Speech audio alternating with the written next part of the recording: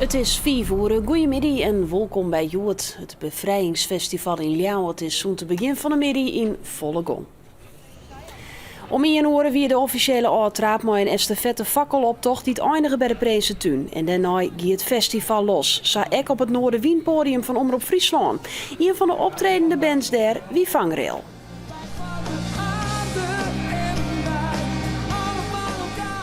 Het Ljouwerter Bevrijdingsfestival wordt het nog rond 11 uur van een joen. Er is voor ton skee ontstien bij een bron in een botenopslag vannacht in Grauw. Van 3 boten is heel neertoer. Op de orenboten en in het boothuis zit al een keer asbest. Een pad van het botenhuis met de boten erin is volslijn vernietigd terug de brand. Naast een aantal boten die zelf gebrand hebben, is ook heel veel asbestverspreiding in het pand. Dus er moet behoorlijk wat schoongemaakt worden en er is behoorlijk wat schade ook aan de boten die ernaast liggen.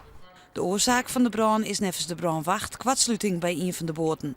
Het is nog net duidelijk wanneer het alle skippen werd skim binnen.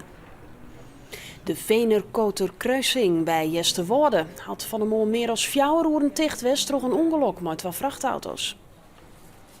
De ene vrachtwagen riet achter op de oren. Hoe dit kreeg gebeuren kon is nog net duidelijk. Een chauffeur rekken verwoenen ons in skonken en on het borst.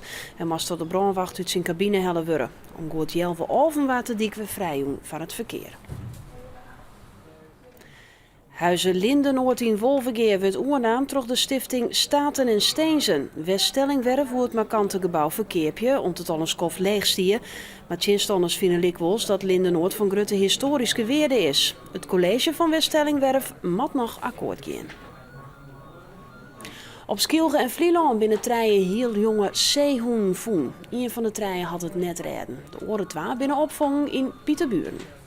De bisten binnen zo jong dat ze haar witte babyvacht nog hebben. Bij de goelers die het voen binnen zit een twalling.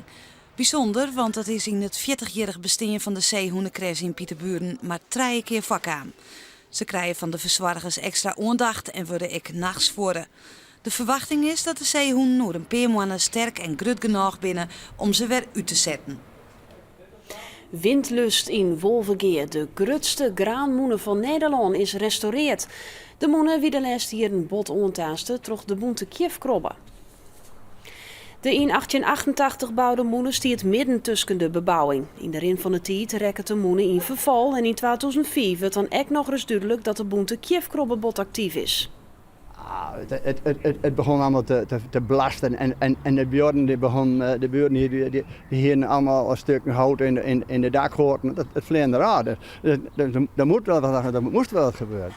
Ore weken vreed werd de moene officieel iepenen en een dag later op Nationale Moenendag kan het publiek de moene besjen. De restauratie had 420.000 euro kosten. En dan ben we daar onderwaarsverwachting. De temperatuur bloot je nog rond een uur als 8 tussen de 15 en de 18 graden. Later vannacht kwam het aan naar een graad als 5. En morgen een soort zinnen. De wind is zwak ontmatig en komt uit het zuiden, noord-zuidoosten. En het is 22 of 23 graden. En in het weekend wordt het warm met 27 graden. En dat zou weer het nieuws in het kwad. Om 6 uur dan is het weer. En dan maar langere reportages. Graag een dadelijks.